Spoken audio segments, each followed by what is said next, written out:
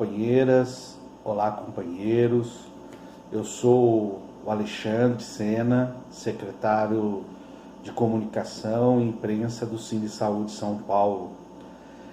Hoje iremos conversar com o assessor jurídico do Sindisaúde São Paulo, Dr. Aparecido Inácio Medeiros.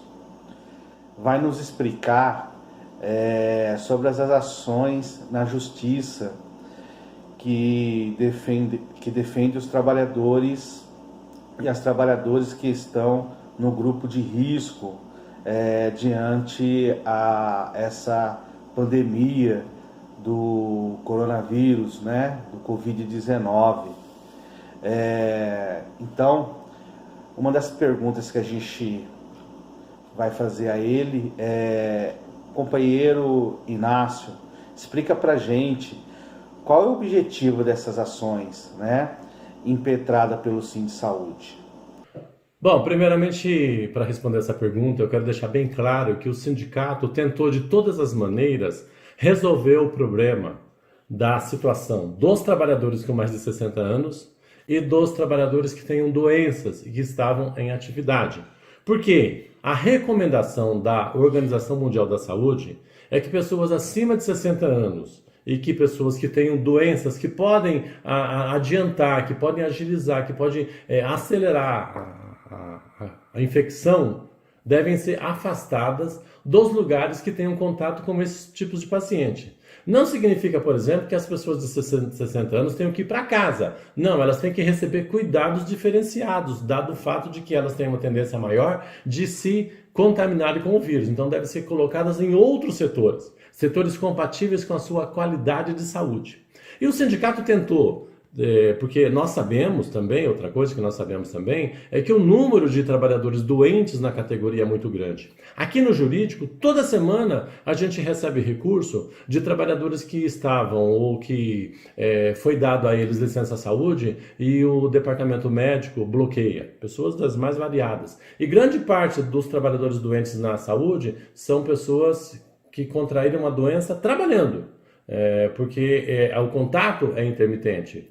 E o governo tem tido uma política de controle de saúde coletiva que o sindicato questiona muito, porque há inclusive uma dificuldade da entrega dos equipamentos de proteção individual. Então, o objetivo do sindicato de entrar com a ação é porque ele não conseguiu negociar com o governo saídas para isso. Nós temos uma mesa de negociação. As reuniões que tivemos, as poucas reuniões que o sindicato teve com o governo, foi dito não temos condição, não tem pessoal, não sei o quê.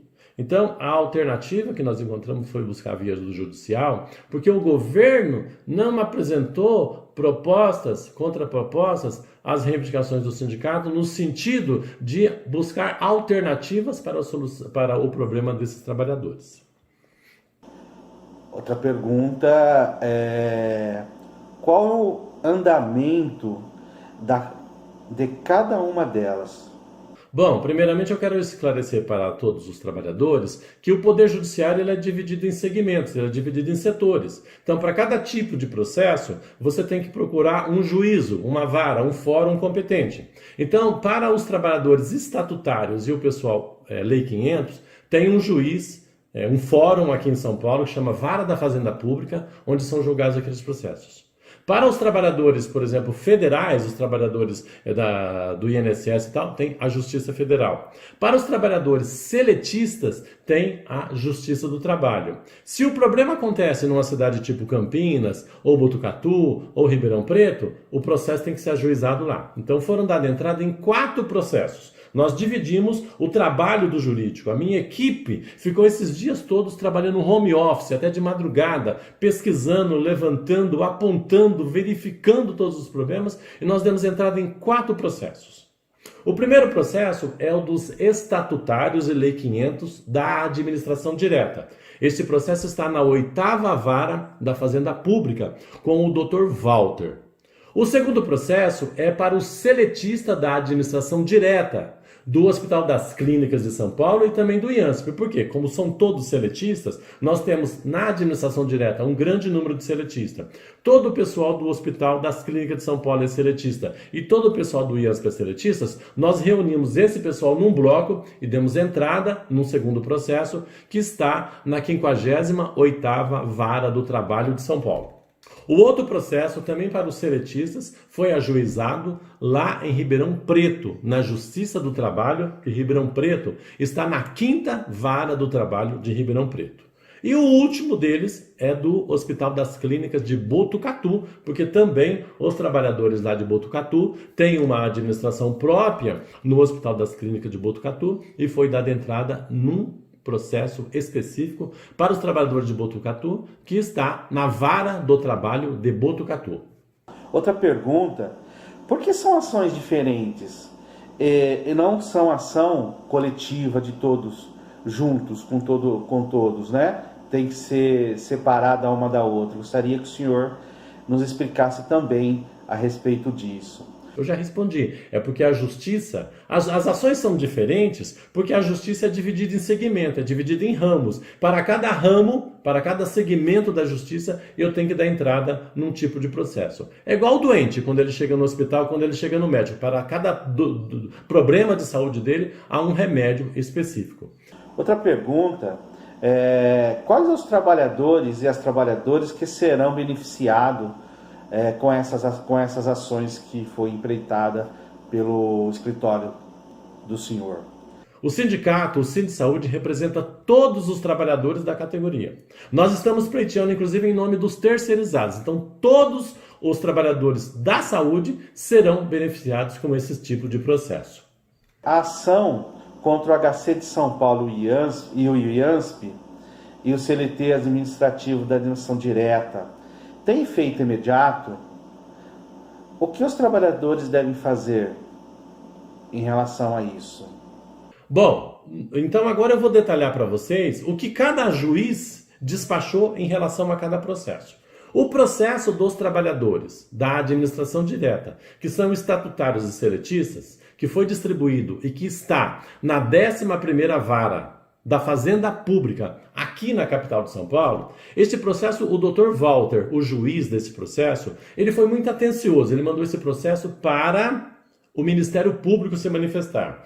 O promotor, o procurador do Ministério Público, realmente viu que havia muita gravidade do problema. E como nós denunciamos que o sindicato não conseguiu sentar com o secretário da Saúde e não conseguiu encaminhar uma alternativa positiva com o coordenador de recursos humanos, então esse juiz, acolhendo uma sugestão do Ministério Público do Trabalho, do Ministério Público aqui de São Paulo, então esse juiz, acolhendo uma sugestão do Ministério Público aqui de São Paulo, determinou ao secretário da Saúde, ao coordenador de recursos humanos da saúde, que sentemos com eles, ou seja, vocês vão se reunir com o sindicato. Vocês têm 72 horas para se reunir com o sindicato e para discutir esse problema. Ou seja, desculpa, o juiz decidiu o seguinte, que o sindicato e o coordenador de saúde e o secretário da saúde, em 48 horas, devem buscar alternativas para isso. Essa decisão foi no final de semana. Então, o prazo da Secretaria da Saúde termina nesta terça-feira, hoje. Porque na sexta-feira nós demos entrada num protocolo na Secretaria da Saúde dizendo para o coordenador de recursos humanos, aqui tem uma decisão do juiz da 11ª Vara dizendo que você tem que instaurar uma mesa de negociação conosco e buscar alternativas para o problema do pessoal da administração direta. Se até terça-feira, ou seja, se até o dia de hoje, a Secretaria da Saúde não se reunir com o sindicato, nós vamos voltar até o juiz e vamos denunciar que eles estão descumprindo uma ordem judicial. Por que que o juiz, Dr. Walter, não mandou afastar de imediato os trabalhadores da administração direta que sejam acima de 60 anos ou que estejam acometidos de algum problema de saúde que possa contrair o coronavírus? Porque ele entendeu que isso seria uma atitude, uma decisão muito radical da justiça que iria interferir no funcionamento da saúde pública. Então ele deu ao governo a alternativa de sentar com o sindicato e buscar caminhos para isso. Nós estamos esperando o governo nos chamar para a reunião. Enquanto ele não chamar a gente para se reunir, está correndo o prazo e eles poderão responder perante a justiça por que não chamaram o sindicato para conversar. A segunda ação que nós entramos foi em favor dos trabalhadores seletistas da administração direta, foi em favor dos trabalhadores do Hospital das Clínicas, que são mais de 15 mil pessoas, e foi em favor dos trabalhadores do IANSP. Só nesse processo estão aproximadamente 30 mil servidores abrangidos. Então nós precisamos saber, nesses 30 mil, quem tem mais de 60 anos, quem tem doença que pode ocasionar uma infecção do coronavírus em razão da sua fraqueza, da sua impossibilidade de combater o coronavírus como uma pessoa mais saudável. Isso nós perguntamos para o governo e ele não nos respondeu. Aí o que o doutor Moisés, da 58ª Vara do Trabalho, decidiu? Tem que afastar. Por quê? Porque ele entendeu, esse juiz, diferentemente do outro, ele entendeu que a situação é muito grave. Então ele mandou o governo afastar todos os trabalhadores que estão doentes do contato com o coronavírus, né? Do contato com setores passíveis de sofrer infecção do coronavírus e mandou buscar alternativas para os trabalhadores com mais de 60 anos. Para quê? Para que assim o tratamento deles, o tratamento das pessoas com coronavírus, não contamine essas pessoas e para que essas pessoas não se contaminem, não leve o coronavírus para casa. Então o governo tem um prazo também de 48 horas para resolver esse problema, o sindicato está à disposição, o sindicato quer sentar, quer conversar sobre isso. Com um agravante que o doutor Moisés da 58ª Vara do Trabalho fez, ele foi mais radical, ele apertou o torniquete, ele disse o seguinte: governo, se você não resolver esse problema em 48 horas, vocês vão pagar R$10.000 de multa por dia de atraso. A segunda coisa que esse juiz determinou, tem que fornecer equipamento de proteção individual compatível com a gravidade do problema. Ou seja, nós sabemos que há uma falta muito grande de equipamento de proteção individual no dia a dia. Este problema do coronavírus vem desde dezembro. Não entendemos por que o governo não fez estoque de equipamentos de proteção individual. Se você comparar pelas imagens que você vê na televisão, os trabalhadores lá na China, em outros países, todos paramentados com equipamentos de proteção individual efetivos, e se você comparar, você trabalhador, o que você usa no dia a dia aí na saúde, você vai ver que vocês estão com a casquinha de ovo, enquanto que aquele pessoal de lá está muito mais protegido.